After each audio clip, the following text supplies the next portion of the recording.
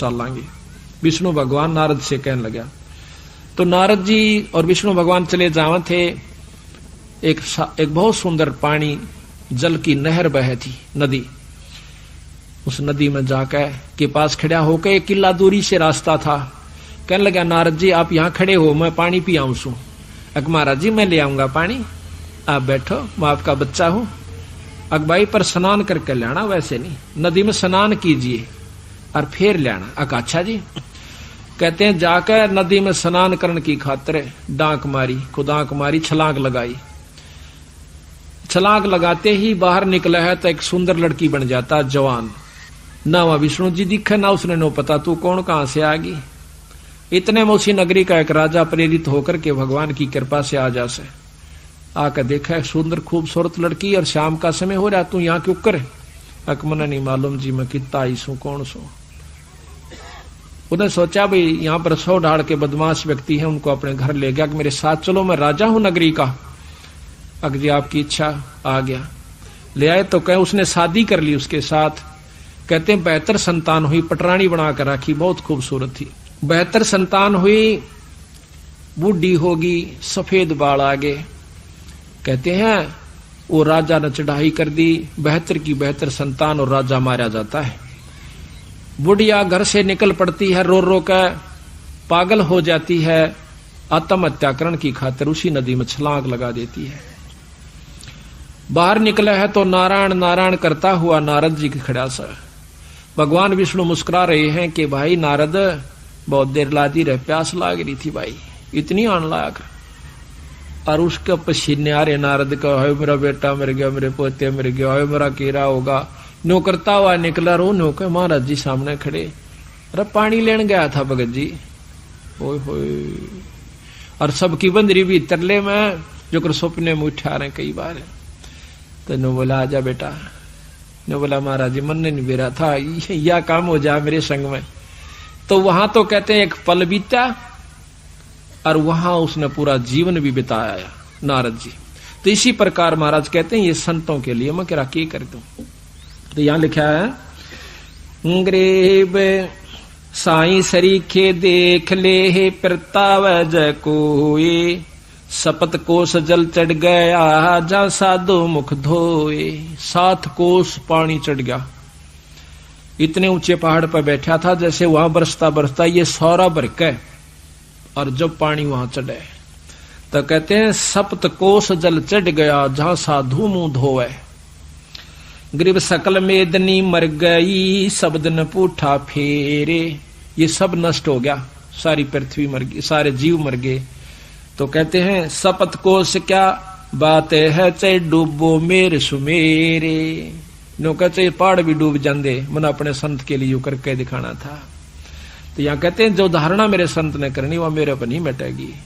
पर संत बुराई नहीं चाहा करते कभी भी, पर उसकी करनी का फल उसने आप पे मिल जाता। जैसे जयदेव ने अपने मुख तक नहीं कही, लेकिन उन दोनों नीचों के साथ वो करे भला और वो माने बुरा।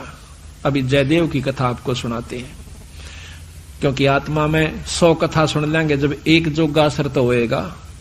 कभी तो आत्मा देखो, हमें जाते हैं पहलवाना ने जब खाड़े में गुड़ते हुए देखे हैं ना, हमारे गांव में होया करता है खाड़ा, अभी होता 6 महीने वहां पर कुश्ती हो से।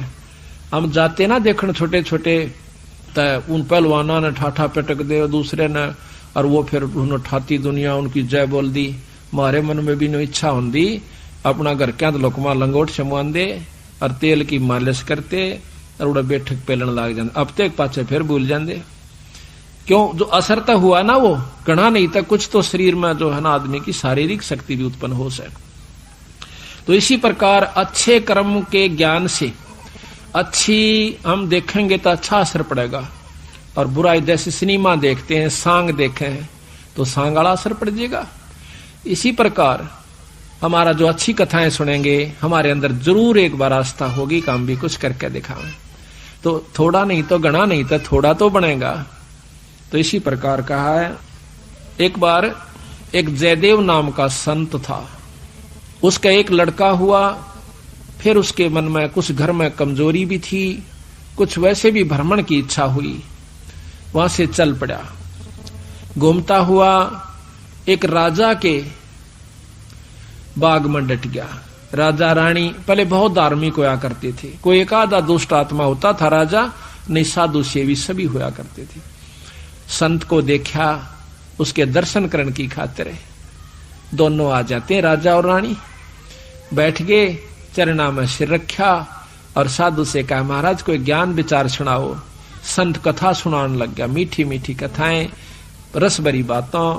उनको सुनकर और राजा रानी का बहुत पसंद आया, हाथ जोड़ लिए, ए स्वामी हम आपके सेवक, आप हमारे मालिक, इस बाग में रहो महाराज। उन्हें सोचा भी चल हमने तो भोजन चाहिए और आप हमारी बात सुन लीजिए, हम अपना भजन करते रहेंगे। कहते हैं साल भर वहां पर जयदेव रहा। फिर कहा कि महाराज मैं एक बार घर होया हूं। राजा बोला महाराज जल्दी आइयो, अब जल्दी आएंगे। के ले जाओ, धन दे दिया काफी, और धन दे दिया, मोर सरफी जोड़े मंगा ली। और 2 ठग वहां पर देखे थे कि यू किद चल रहे थे। ठगा का तो यू काम हो सक चल लेगा जब राजा इसको धन देगा। अब वो ठग भी साधु का रूप बना के पहले तैयार बैठे थे। पता लग गया था कि परसों इसने जाना है, परसों तैयार होकर राह में खड़े हो गए। बैठे तो रास्ते में वो जान लग रहा जयदेव। जयदेव से बोले कि महाराज कहाँ चले? कि उस गांव में जाएंगे। कि हम भी उसी गांव में के आसपास दूसरे गांव का नाम ले दिया, उससे पहले कोई आवा था। वो बोला भी ठीक से आप तीनों चलेंगे। हाँ जी बहुत अच्छी बात से, 1 से 2 भले 2 से 3, जंगल का काम से कदे कोई ठग ना ले। जयदेव बड़ा प्रसन्न हुआ कि परमात्मा यह भी कृपा कर दी कि रास्ते में हमारा बोल बतला करके समय पास हो जाएगा और रास्ता तय हो जाएगा। वो ठग रास्ते में जा रहे थे, वो तो गए इस काम की खातिर थे। कहने लगे भाई पानी पिएंगे जयदेव? नाम आपस में पूछ ही लेते हैं। हाँ पानी पी लो। लो मैं निकालूंगा पानी। हाँ निकाल पानी। हाँ उससे पहले कहने लगा भाई, हाँ वो पानी निकालने लग गया तो उन्होंने गठड़ी ठा ली एक ने। जयदेव एक दिन स्वभाव तो बहुत देर से बदला आदमी का, भाज का गठड़ी जयदेव ने पकड़ दी। एक नहीं भाई ये तो दक्षिणा है मेरी। उन्हें क्या किया, छिन्ना जपटी करके उस जयदेव के दोनों हाथ काट दिए। वो तो ले रहे थे अर्थ हथियार गिले, और ठाकर उस कुएं में पिटक दिया। और वह गठड़ी लेकर पैसे लेकर के वो 2 थैला था अपना चल पड़े। इतने में कहते बंजारा की वहां पर लाइन, बंजारे आगे पूरी की पूरी डांग आग उतरी। वो पानी लेने की खातिर कुएं में जावस, बाल्टी डाली तो उस नेजू और बाल्टी यानी उस डोल के उसने हाथ फंसा लिए। वो 2-3 जने थे बंजारे, खेचे वो खींचे नहीं। तो वो कहते भाई के सौदा हो गया? वो आवाज दे से भाई मन एक बार बाहर काट दो, मैं कुएं में गिर गया। उन्होंने सोचे कोई व्यक्ति है, उन्हें पकड़ कर बाहर काट लिया। बाहर निकाला, उसके हाथ कट रहे और लहू पड़े, खून निकल रहा। तो बोले भाई के लाग गया तेरे? अक ये कर्म लाग गए मेरे। किसने मारा? अक मुझे नहीं मालूम। कुछ नहीं मुंह से कहा, ना बताया। जाके और अपने, क्योंकि बंजारे जंगलों में रहा करते हैं, बहुत बढ़िया बढ़िया जड़ी बूटियां उनके पास होती थी, अपने नायक के पास ले गए, मुखिया के पास ले गए। वहां जाकर बताया तो उस नायक ने वैद्य बुलाया और वैद्य ने जड़ी बूटी इसी ला दी कि खून भी बंद और चीस भी बंद, दोनों ठीक हो गए। तो कहने लगे भाई कहां जाएगा?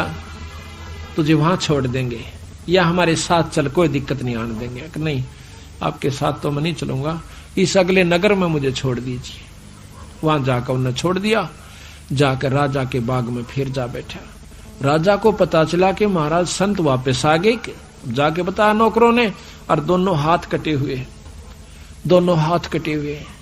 राजा रानी नंगे पैरों बाज लिए जब सुना संत का नाम। आके पाया में पड़ जाए, महाराज के लग गया? महाराज क्या लगा? जो होना था सो हो गया भाई, मेरे कर्म लगे। मुझे बताओ महाराज, उनका अभी खून कर दूं, उनके बच्चों तक पिड़वा दूं? मैं ऐसा पापी नहीं महाराज, वो मेरा कर्म था, कोई संस्कार उनका मेरा किसी का था, मुझे नहीं मालूम के हुए यार, कौन था कि थे। कोई बात नहीं, साल भर हो गया। कहते हैं काफी दिन वो फिर बैठा रहा, गर्द भी होया। 12 वर्ष के बाद वो फिर